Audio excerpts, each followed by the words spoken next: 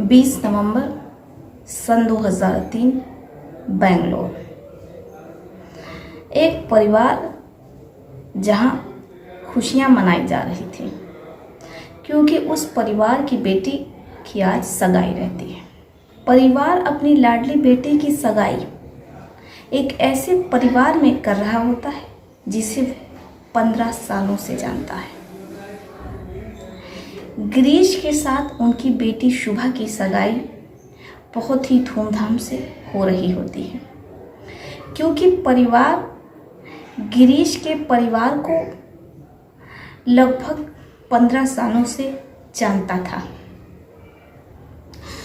दोनों परिवार के जो घर होते हैं वो थोड़ी ही दूरी पर होते हैं। ऐसे में शुभा के माता पिता को ये लगता है कि अगर बेटी की शादी कहीं आसपास ही हो जाएगी तो फिर ऐसे में वो अपनी बेटी के दुख सुख में खड़े हो सकेंगे। इसीलिए वो अपनी बेटी की शादी गिरीश से तय कर देते हैं। गिरीश बेंगलोर में ही सॉफ्टवेयर इंजीनियर रहता है।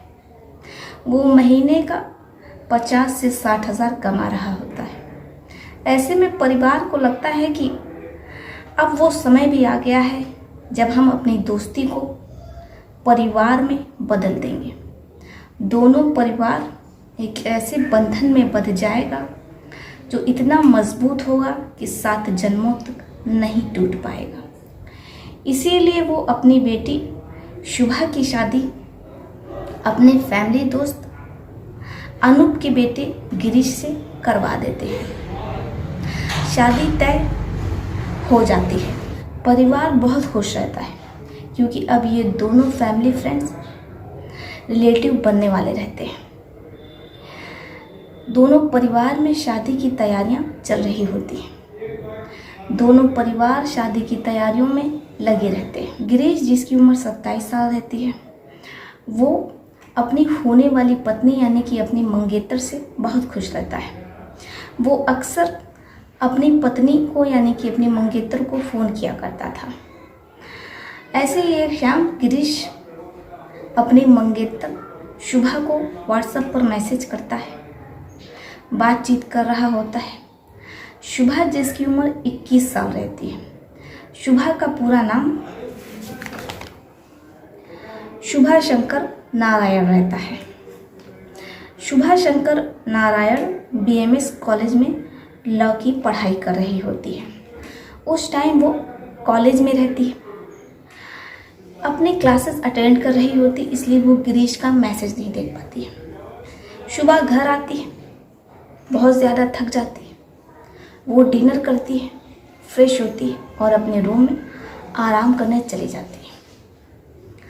जब वो सो करके 4 साढ़े 4 बजे उठती है तो अपना व्हाट्सएप चेक करती है तो उसमें गिरीश के बहुत से मैसेज कॉल पड़े रहते हैं। जब शुभा ये देखती है तो गिरीश को रिप्लाई करती है और कहती है कि बाहर घूमने चलते हैं और डिनर भी करके आएंगे। जब गिरीश ये सुनता है, जाहिर सी बात है वो उसका होने वाला पति है, मंगेतर है, इसलिए वो तैयार हो जाता है और कहता है कि ठीक है, मैं शाम को अपनी स्कूटी से 7 बजे तुम्हें लेने आऊँगा। शुभा बहुत खुश होती है और कहती है ठीक है, मैं रेडी हो जाती हूँ। इसके बाद शुभा तैयार होती है। वो ऑरेंज कलर का टॉप पहनती है जिसमें वो बेहद खूबसूरत लग रही होती है। जैसे ही वो बाहर निकलती है, गिरीश अपनी स्कूटी पर उसे लेने के लिए आया रहता है। वो अपने मंगेतर को देखते रह जाता है और कहता है कि आपने काला टीका तो लगाया है ना, कहीं ऐसा ना हो कि ये जो खूबसूरत फूल हम साथ ले जा रहे हैं वो आते हुए मुरझा जाए।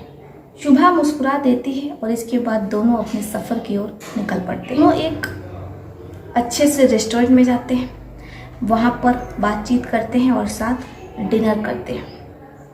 रात का लगभग 8 बज जाता है।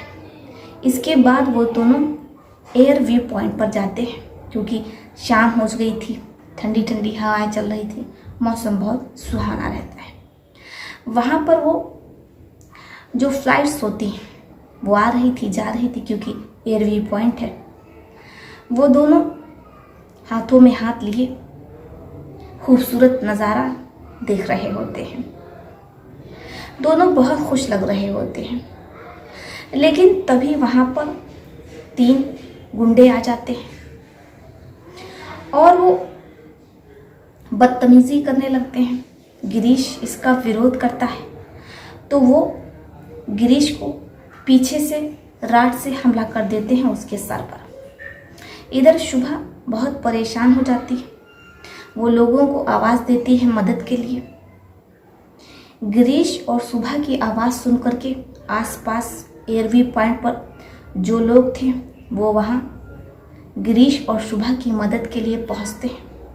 किसी तरीके से गिरीश को हॉस्पिटल लेकर के जाया जाता है। शुभा अपने परिवार को सूचित करती है। जैसे ही ये बात दोनों परिवार को पता चलती है, परिवार मणिपुर हॉस्पिटल पहुंचता है। गिरीश के परिवार का रो रो करके बुरा हाल रहता है।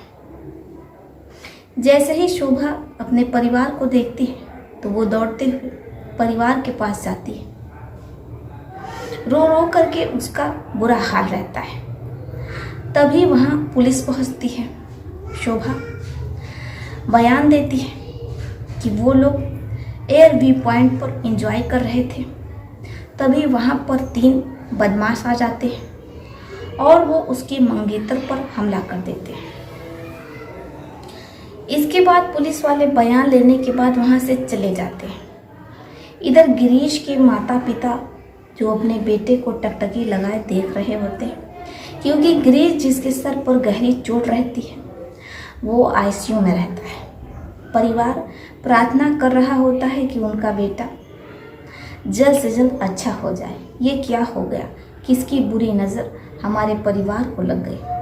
अभी तो मंगनी हुए सिर्फ 3 दिन ही हो रहा है और भला ऐसे में हमारी बेटे गिरीश और होने वाली बहू शोभा को किसकी नज़र लग गई। परिवार पूरे तरीके से टूट जाता है। तभी सुबह लगभग 8 बजे डॉक्टर्स आते हैं और वो गिरीश के परिवार वालों को ऐसी बात बताते हैं जिससे कि परिवार अपना आपा खो देता है, क्योंकि गिरीश जिसकी मौत हो जाती है लगभग 8 बजे। डॉक्टर्स जो कारण बताते हैं, गिरीश के सर पर गहरी चोट लगी थी, उसे किसी लोहे के मोटे रॉड से मारा गया था, उस पर वार किया गया था, इसलिए गिरीश की मौत हो गई। क्योंकि गिरीश जिसका रक्त बहुत ज़्यादा बह गया था, इस वजह से डॉक्टर उसे बचा नहीं सके। अब जैसे ही पुलिस को सूचना मिलती है कि कल रात जिस दंपति पर हमला हुआ था उनमें से मंगेतर की मौत हो गई है, तो वो तड़के सुबह 8:30 बजे ही हॉस्पिटल पहुंच जाती है। वहाँ पर अब शोभा से पूछताछ होती है, परिवार से पूछताछ होती है, तो परिवार अज्ञात लोगों के खिलाफ मुकदमा दर्ज करवाता है। अब पुलिस अज्ञात लोगों के खिलाफ मुकदमा दर्ज करती है और जांच में जुट जाती है। आसपास लगे सीसीटीवी कैमरे भी खंगाले जाते हैं, लेकिन पुलिस को कहीं से भी कुछ हासिल नहीं हो रहा होता है। इसलिए वो परिवार से भी पूछताछ करती है। परिवार भी कुछ बदलाव पाने में असहज होता है, क्योंकि उस समय तो शोभा ही यानी कि गिरीश की मंगेतर उसके साथ थी। अब पुलिस वाले दोबारा आते हैं, शोभा से पूछताछ करते हैं, लेकिन शोभा भी कुछ नहीं बता पाती है वो लोग कौन थे, क्योंकि उनके चेहरे ढके हुए थे, इसलिए शोभा उन्हें पहचान नहीं सकती है। अब पुलिस वाले इस केस को अज्ञात हमलावरों के आधार पर जांच अपनी आगे बढ़ा रहे थे, लेकिन ऐसे ही 1 महीने से ज़्यादा हो जाता है, पुलिस को कोई क्लू हाथ नहीं लगता है। पुलिस ने जहां से शुरू किया था वो 1 महीने बाद भी वहीं पर खड़ी रहती है। पुलिस को कुछ समझ में नहीं आ रहा होता है कि आखिर इस केस को कैसे सॉल्व करें। इसलिए अब वो इस केस को दूसरे एंगल से शुरू करती है। आसपास लगे सीसीटीवी कैमरे को जब वो दोबारा खंगालती है तो देखती है कि एयर व्यू पॉइंट पर गिरीश और शोभा दोनों एक दूसरे के साथ आते जाते हुए जहाज को देख रहे हैं। इसके बाद पुलिस वाले एयर व्यू पॉइंट पहुंचते हैं और वहां आसपास लोगों से पूछताछ करते हैं। आसपास वाले कहते हैं कि यहाँ पर तो कपल्स आया करते हैं। जब पुलिस वाले ये सुनते हैं तो कहते हैं कि क्या आप लोगों ने उस दिन कुछ देखा था? तो वहाँ जो लोग रहते हैं वो कहते हैं कि देखिए, हमें इस बारे में कोई जानकारी नहीं, लेकिन हाँ, एयर व्यू पॉइंट के सामने ही एक दुकानदार है, अगर आप उससे कुछ पूछें तो हो सकता है कि वो कुछ बता सकता है। इसके बाद पुलिस वाले उस शॉपकीपर के पास जाते हैं, उससे पूछताछ करते हैं। तो शॉपकीपर कहता है कि सर, यहाँ पर बहुत से लोग आते हैं, अब इसमें मैं कैसे बता सकता हूँ। देखो, उस रात जो कुछ भी हुआ था उसमें एक व्यक्ति की जान चली गई है, इसलिए अगर तुम याद करके बताओगे तो ऐसे में हमारी मदद हो जाएगी। अब शॉपकीपर याद करने की कोशिश करता और कहता है कि हाँ सर, कुछ दिन की बात है, एक मंगेतर अपनी पत्नी के साथ आया था। वो लोग एयर व्यू पॉइंट पर आते जाते हुए जहाज को देख रहे होते हैं। तभी वहां पर 3 लोग आ जाते हैं। मंगेतर की उन तीनों से कहा सुनी हो जाती है। इसके बाद वो तीनों मारपीट करने लगते हैं। अब जब पुलिस वाले ये सुनते हैं तो उन्हें कुछ समझ में नहीं आता है, क्योंकि शॉपकीपर भी वही बता रहा है जो शोभा ने बताया था, गिरीश की फियांसी ने उसकी मंगेतर। अब पुलिस परिवार के पास जाती है, परिवार से पूछताछ करती है कि क्या आपकी किसी से दुश्मनी है, क्या कभी किसी से लड़ाई झगड़ा है। परिवार कहता है कि नहीं, हमारी किसी से लड़ाई झगड़ा नहीं है। पुलिस वाले परिवार वालों से एंगेजमेंट की फ़ोटोज़ और वीडियोस मांगते हैं। अब वो बारीकी से उसकी छानबीन कर रहे होते हैं। पूरी फ़ोटोज़ और वीडियोस में उन्हें एक बात कॉमन लगती है, जिसमें शोभा बिल्कुल भी खुश नहीं नज़र आ रही। उसका होने वाला मंगेतर खुश है, बहुत खुश नज़र आ रहा है, लेकिन शोभा जिसके चेहरे पर ना तो खुशी है, ना ही हंसी, ना ही मुस्कान। अब पुलिस को यहीं पर शोभा पर कुछ शंका होती है। वो गिरीश की फियांसी शोभा से पूछताछ करती है। तो इस बार शोभा का रंग रूप, उसका बिहेवियर बदला हुआ नजर आ रहा था। वो अपने मंगनी वाले दिन तो खुश नहीं थी, लेकिन आज वो खुश थी, अजीब तरीके का बिहेव कर रही थी, बहुत सुकून से थी। भला जिसका मंगेतर इस दुनिया से चला गया हो, वो कैसे खुश हो सकती है, कैसे खुश रह सकती है। अब यही बात पुलिस वालों को खटकने लगती है, इसलिए वो शोभा की कॉल डिटेल निकलवाते हैं। शोभा जिस दिन उसके मंगेतर का मर्डर हुआ था, उस दिन वो एक नंबर पर 72 बार कॉल करती है। अब ऐसे में एक ही नंबर पर 72 बार उस दिन कॉल की गई है, वो भी उसी समय पर की गई है। पुलिस अब शोभा के नंबर की पूरी डिटेल निकलवाती है, तो पता चलता है कि शोभा अक्सर इस नंबर पर कई घंटे बातचीत किया करती थी। वाले एक्शन में आते हैं और वो सडनली उस नंबर के बारे में पता करते हैं, तो पता चलता है कि नंबर अरुण वर्मा का है, और अरुण वर्मा जो कि शोभा के साथ ही उसके कॉलेज में पढ़ता है। इसके बाद पुलिस वाले अरुण वर्मा के पास पहुंचते हैं, उससे पूछताछ होती है। अरुण वर्मा कहता है कि देखिए, मेरा इस केस से कोई भी लेना देना नहीं है, ना तो मेरा कोई भी लेना देना गिरीश से। हाँ, मैं ये मानता हूँ कि मैं और शोभा एक दूसरे से बहुत प्यार करते हैं, एक दूसरे के बिना नहीं रह सकते। लेकिन इसका मतलब ये नहीं है कि मैंने गिरीश के साथ ऐसा कुछ किया है। अब पुलिस वाले अरुण वर्मा को जेल लेकर के आते हैं। अरुण वर्मा जो कि 2 महीनों तक जेल में ही रहता है, अंदर रहता है, लेकिन पुलिस वाले बाद में उसे छोड़ देते हैं क्योंकि अरुण वर्मा के खिलाफ कोई साक्ष्य नहीं देता है। किस आधार पर वो उसे जेल में रखेंगे। इसके बाद पुलिस वाले उस ब्यूटिशियन के पास जाते हैं जिसने शोभा का मेकअप किया था। जैसे ही पुलिस वाले जाते हैं उस ब्यूटिशियन से पूछताछ करते हैं तो ब्यूटिशियन कहती है कि देखिए, मैंने ही शोभा का मेकअप किया था। जब मैं उसका मेकअप कर रही थी तो वो बहुत उदास थी। उसने मुझसे कहा कि वो ये शादी नहीं करना चाहती है, वो एक लड़के से बहुत प्यार करती है।